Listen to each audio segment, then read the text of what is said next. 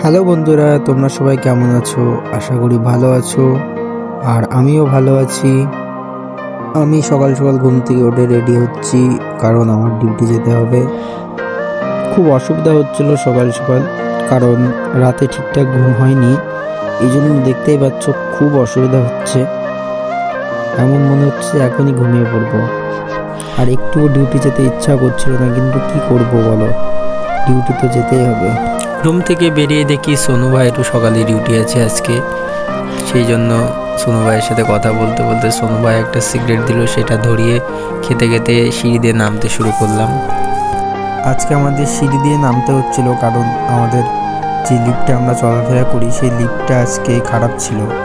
এইভাবেই এক পা দুপা করতে করতে একটু তাড়াতাড়ি হোটেলের দিকে যেতে শুরু করলাম, কারণ টাইম হয়ে আসছিল।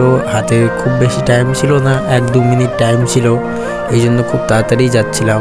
আর তার মধ্যে কথা বলছিলাম, সোনু ভাইকে বলছিলাম একটু ক্যামেরার দিকে তাকাও, তো সোনু ভাই একটা স্মাইল দিয়ে দিল। আর ওমানে সকাল সকাল এত ঠান্ডা পড়ে, প্রচণ্ড পরিমাণে ঠান্ডা পড়ে। দিনের বেলায় প্রচণ্ড গরম, সারাদিন এত গরম লাগে, আর সকালে ঠান্ডা, রাতে ঠান্ডা, প্রচণ্ড ঠান্ডা লাগে। আমার তো 2-4 দিন ধরে খুব ঠান্ডা লেগেছে, কারণ এখানে আবহাওয়াটাও চেঞ্জ হয়েছে, প্রচণ্ড পরিমাণে ঠান্ডা। রাতে ঘুমাতে খুব কষ্ট হয়, কাজ করতেও কষ্ট হয়। এখন কি করা যাবে, কাজ তো করতেই হবে। দুজন মিলে একটু কাজের গল্প করতে করতে আমরা হোটেলের সামনে চলে এসেছি। এখন হোটেলে যাব।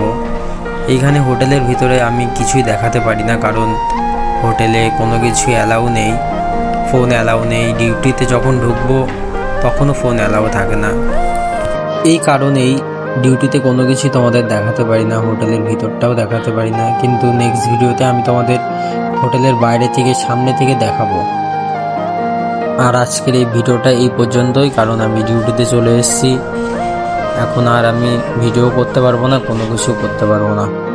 তো ভিডিওটা দেখার জন্য অনেক অনেক ধন্যবাদ সবাইকে। প্লিজ সবাই একটা লাইক কমেন্ট করে দিও। Thank you.